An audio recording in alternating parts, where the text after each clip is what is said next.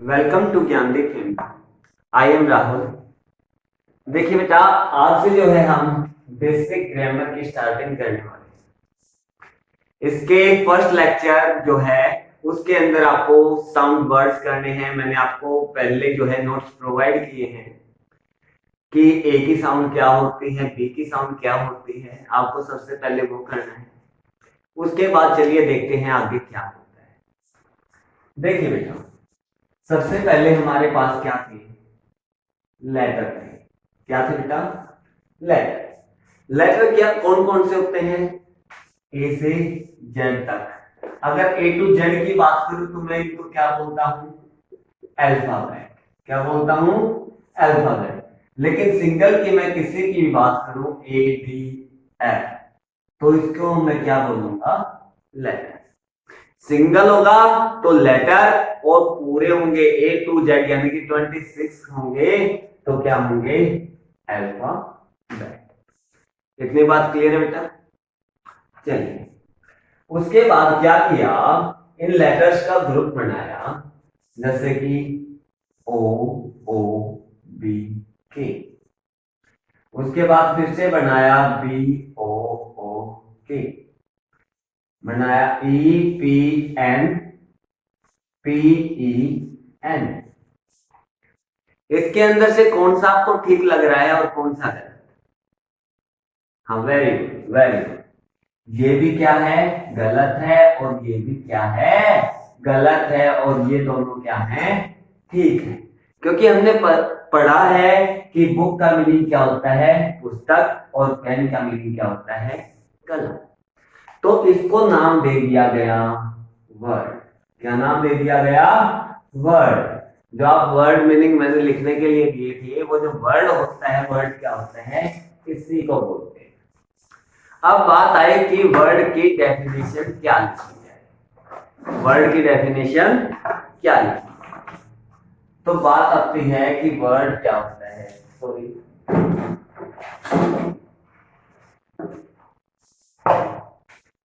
Word क्या होता है? वर्ड की डेफिनेशन क्या है? देखिए बेटा, हमने क्या किया था? लेटर्स का ग्रुप लिया था ना। लेटर्स का ग्रुप लिया था तो group of letter, group of letter. लेकिन ग्रुप ऑफ लेटर तो ये भी था और ये भी था, लेकिन इसका क्या निकल रहा था? मीनिंग निकल रहा था। क्या निकल रहा था बेटा? मीनिंग निकल रहा था, इसलिए इसको नाम क्या दिया था? वर्ड। तो group of letter which gives a complete meaning. Complete meaning यानी कि लेटर्स का ऐसा ग्रुप जो एक पूर्ण अर्थ प्रकट करता है, कंप्लीट मीनिंग देता है, उसी को हम क्या बोलेंगे? वर्ड। इतनी बात क्लियर है बेटा? उसके बाद हमने जो है, वर्ड क्या होता है? शब्द होता है। तो हमने शब्दों का एक समूह लिया, ग्रुप लिया। क्लियर? चलिए ले लेते हैं, हिंदी में लेते हैं हम। बच्चे को, बच्चे को उबालकर दूध पिलाओ। बच्चे को उबालकर दूध पिलाओ। सेकंड है, दूध को उबालकर, दूध को उबालकर बच्चे को पिलाओ। दूध को उबालकर बेटा बच्चे को पिलाओ। तो इनमें दोनों में से कौन सा ठीक है? बच्चे को उबालकर दूध पिलाओ या दूध को उबालकर बच्चे को पिलाओ? बच्चे को नहीं उबालेंगे ना। किसको उबालेंगे? दूध को भी उबालेंगे। इसके अंदर ये भी एक वर्ड है, ये भी वर्ड है, ये भी और ये भी। इसके अंदर भी ऐसे, यानी कि वर्ड्स का ग्रुप तो इसके अंदर भी है और इसके अंदर भी है। अगर हम बात करें मीनिंग की, तो दोनों मीनिंग भी दे रही है, दे रहे हैं ना मीनिंग भी। लेकिन इसकी जो सेंस है अलग है, इसकी जो है एक अच्छी सेंस निकल रही है। और जिसके पास सेंस है वही क्या है, सेंटेंस है। तो चलिए सेंटेंस की डेफिनेशन लिखते हैं कि सेंटेंस क्या होता है। चलिए देखते हैं सेंटेंस। हमने क्या लिया था बेटा, वर्ड्स का ग्रुप लिया था। तो group of words, group of words which gives a complete sense। Words का ऐसा समूह जो एक कंप्लीट सेंस देता है, पूरा अर्थ स्पष्ट करता है, उसको हम क्या बोलते हैं, सेंटेंस। क्लियर है? चलिए एग्जांपल देख लेते हैं कुछ। राम अच्छा लड़का है, Ram is a good boy. Sita खेलती है, सीता प्लेज।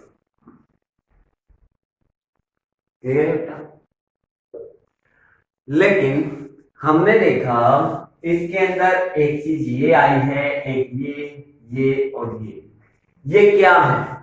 यानी कि सेंटेंस को समझने के लिए सबसे पहले सेंटेंस के काइंड, सेंटेंस के पार्ट, यानी पार्ट्स ऑफ स्पीच को समझना बहुत ज्यादा जरूरी है। तो चलिए बेटा आप समझ लेते हैं कि जो सेंटेंस है वो क्या होता है और उसके टाइप्स क्या क्या है। तो देखिए बेटा, मान लो आपको किसी को कोई बात समझानी है और उसको समझाने के लिए आपको इस शब्दों का कोई ना कोई समूह लेना पड़ेगा। शब्दों का कोई ना कोई जब आप समूह लोगे और उन शब्दों के समूह से अगर अगले बंदे को आपकी बात पूर्णतः समझ आ जाए तो वही क्या है, सेंटेंस। क्या है? इन एवरी लैंग्वेज, किसी भी लैंग्वेज की अगर हम बात करें तो there is a need of group of words to communicate. यानी कि हमें जरूरत होती है ग्रुप ऑफ वर्ड्स की कम्युनिकेट करने के लिए, यानी कि बातचीत करने के लिए। Such a group of words, यानी कि वही जो ग्रुप ऑफ वर्ड्स है which can communicate a complete message, जिसके द्वारा आप दूसरे को कंप्लीट मैसेज दे सको, पूर्ण अर्थ उसको बता सको, उसी को हम क्या बोलेंगे, सेंटेंस। क्या बोलेंगे बेटा, सेंटेंस। क्लियर है बेटा? देखिए बेटा आप देख लेते हैं क्लासिफिकेशन ऑफ सेंटेंस। जो सेंटेंस है उसको जो है 5 पार्ट्स के अंदर क्लासिफाई किया गया है।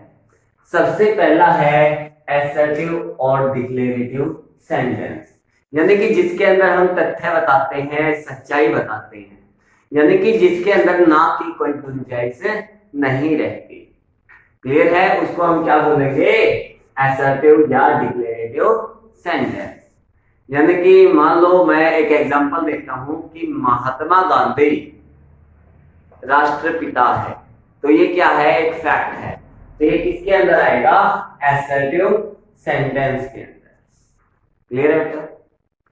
अगर मैं बात करूं इंपेरेटिव सेंटेंस की, तो इंपेरेटिव सेंटेंस कौन से होते हैं, जिसके अंदर आज्ञा ली जाए, परमिशन ली जाए, रिक्वेस्ट की जाए, उनको हम क्या बोलते हैं, इंपेरेटिव सेंटेंस। यानी कि ऑर्डर, रिक्वेस्ट, ये सभी किसके अंदर आते हैं, इंपेरेटिव सेंटेंस के अंदर। जहां पर हम एडवाइस देते हैं, परमिशन लेते हैं, ऑर्डर देते हैं, सभी किसके अंदर आएगा, इंपेरेटिव सेंटेंस के अंदर। अब बात करते हैं हम इंटेरोगेटिव सेंटेंस की। यानी कि मान लो बेटा आपको किसी से कोई प्रश्न पूछना है। अगर आप किसी से कोई क्वेश्चन पूछना चाहते हो कि आप कौन हो, क्या आपने काम किया बेटा, मान लो मैं आपसे क्वेश्चन पूछता हूं कि क्या आपने काम किया है, तो मैंने आपसे क्वेश्चन किया है, पीछे क्या आएगा, क्वेश्चन मार्क। तो उन सेंटेंस को हम क्या बोलते हैं, इंटेरोगेटिव सेंटेंस। अगर मैं बात करूं ऑब्जेक्टिव सेंटेंस की, जहां पर विश यानी कि इच्छा जाहिर की जाती है, उन सेंटेंस को हम क्या बोलते हैं, ऑब्जेक्टिव सेंटेंस। और लास्ट क्या है, एक्सक्लामेटरी सेंटेंस, यानी कि अचानक से जब हैरानी हो जाती है, ओ ऐलाश, ओह ऐलाश, ओह हम मैच जीत गए, अरे हम मैच जीत गए, सुना है ना। तो अचानक से अंदरूनी जो फीलिंग आती है, अचानक से जो है हैरानी होती है, उसी को हम क्या बोलते हैं बेटा, एक्सक्लामेटरी